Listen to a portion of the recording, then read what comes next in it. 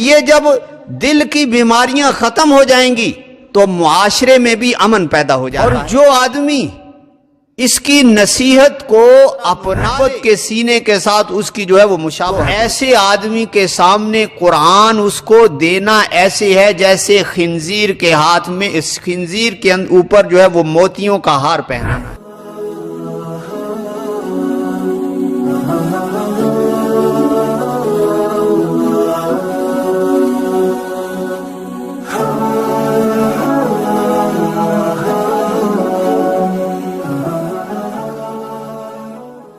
یہ ہر شخص کو یہ سمجھ لینا چاہیے کہ دنیا کے اندر بلکہ آخرت کے اندر قرآن سے بڑھ کر اور کوئی نعمت اللہ رب العزت نے جو ہے وہ نہیں رکھی، اور جس کو اللہ بصیرت دے اور اس کی دل کی آنکھیں کھولے تو وہ اس کو خوب سمجھ لیتا ہے۔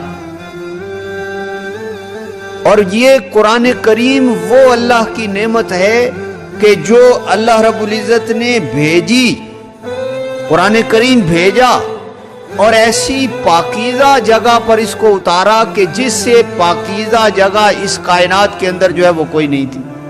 اللہ رب العزت فرماتے ہیں اعلیٰ قلبی کا، ہم نے آپ کے دل پر اس قرآن کو جو ہے وہ اتارا ہے۔ جتنی کتابیں اتری وہ اکٹھی اتار دی گئی، اور کوئی کسی جگہ پیغمبر کو دے دی گئی تختیوں کی صورت میں، اوراق کی صورت میں، لیکن قرآن کریم اعلیٰ قلبی کا آپ کے دل پر جو ہے وہ اتارا گیا۔ آپ اندازہ لگائیں کہ آپ صلی اللہ علیہ وسلم کا دل بھی اللہ رب العزت نے کتنا روشن بنایا تھا۔ اسی وجہ سے جو اس قرآن کی قدر نہیں کرتا، اس کو صحیح سمجھتا نہیں ہے، آپ صلی اللہ علیہ وسلم نے ارشاد فرمایا کہ جو کفران نعمت کرتا ہے، اس نعمت کی ناشکری کرتا ہے، تو ایسے آدمی کے سامنے قرآن اس کو دینا ایسے ہے جیسے خنزیر کے ہاتھ میں، اس خنزیر کے اوپر جو ہے وہ موتیوں کا ہار پہنانا ہے، کہ خنزیر پر موتیوں کا ہار جچتا نہیں ہے۔ اسی طرح جو قرآن کی ناشکری کرتا ہے اس کے ہاتھ میں بھی قرآن جچتا نہیں ہے، اور اللہ رب العزت اس کو قرآن کی نعمت سے جو ہے وہ محروم کرتے۔ اور پھر اندازہ لگائیں کہ قرآن جب سینے کے اندر انسان محفوظ کرتا ہے تو اس کا سینہ نبوت کے سینے سے مشابہ بنتا ہے، کہ آپ صلی اللہ علیہ وسلم کے سینے پر اترا یہ قرآن، تو جو قرآن کو محفوظ رکھتا ہے وہ قرآن کا اس کا سینہ اس طرح ہے جس طرح نبوت کے سینے کے ساتھ اس کی جو ہے وہ مشابہت ہوتی ہے، کہ آپ صلی اللہ علیہ وسلم کے سینے کے اندر بھی یہ قرآن جو ہے وہ محفوظ ہے۔ تو فرمایا یا ایھا الناس قد جاءتکم موعظۃ، نصیحت آ گئی تمہارے رب کی طرف سے۔ موعظت کسے کہتے ہیں؟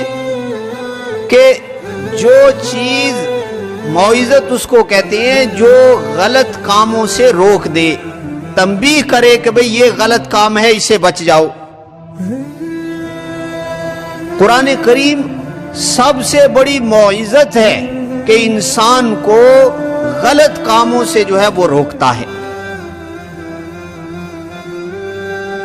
اور جو آدمی اس کی نصیحت کو اپنا لے، غلط کاموں سے رک جائے، تو آگے فرمائے شفاء لما فی الصدور، اس کے سینے کے اندر اللہ رب العزت شفا دے دیتی ہے، بیماریوں سے جو ہے وہ بچ جاتا ہے۔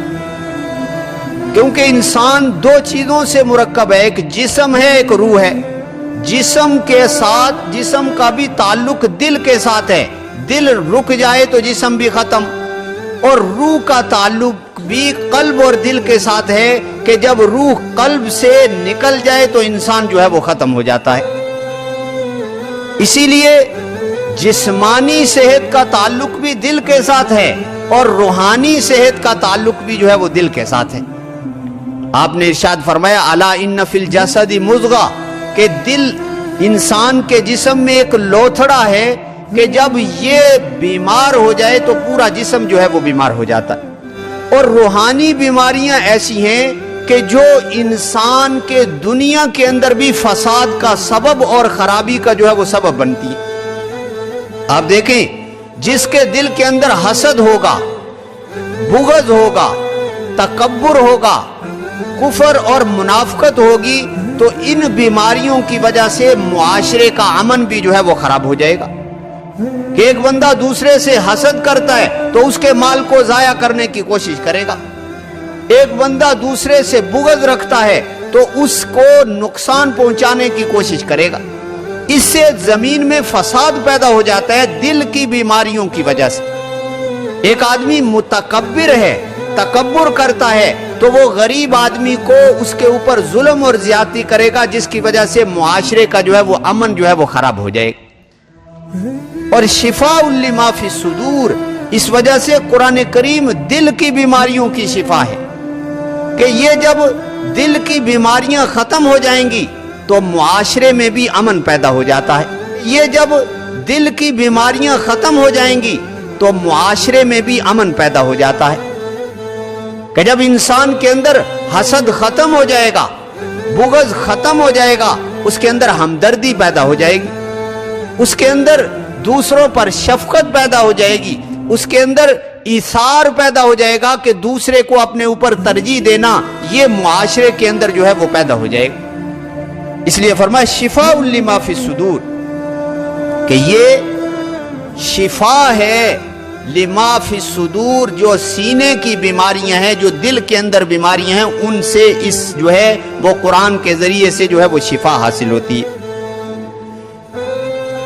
इसके जरिए से शिफा हासिल होती है। और आगे अल्लाह रब्बुल इज्जत फरमाते हैं हुदन, ये कुरान हिदायत भी है, नेकी का रास्ता बतलाता है। हमेशा इंसान की दुरुस्तगी दो चीजों से होती है, जो नुकसान वाली चीजें हैं उनसे बच जाए, उनको छोड़ दे, और जो अच्छी चीजें हैं उनको अपना ले, तो इंसान का जिस्म भी दुरुस्त रहता है। इसी तरह कुरान करीम भी बुरी बीमारियों से मना करता है और अच्छी चीजों की दावत देता है कि ये अच्छी चीजें हैं, ये अपने अंदर अपनाओ। और हुदन, हिदायत का रास्ता बतलाता है कि भाई हिदायत का रास्ता ये है कि इंसान के दिल के अंदर हसद नहीं होना चाहिए, इसके दिल में बुग़्ज़ नहीं पैदा होना चाहिए, इसके दिल के अंदर तकब्बुर नहीं पैदा होना चाहिए, ये मुनाफिक नहीं होना चाहिए, इसकी जुबान और दिल एक होना चाहिए। जब ये रहनुमाई अच्छी कुरान से आप लेंगे तो मुआशरे के अंदर भी अमन और जो है वो अमन और जो है वो दुरुस्तगी जो है वो पैदा हो जाती। अब जब हुदन, इसकी रहनुमाई ले ली गई, तो अब नतीजा क्या निकलेगा? कुरान करीम कहता है वरहमतुल लिल मोमिनीन, उसके बाद अल्लाह की रहमत आएगी ईमान वालों पर।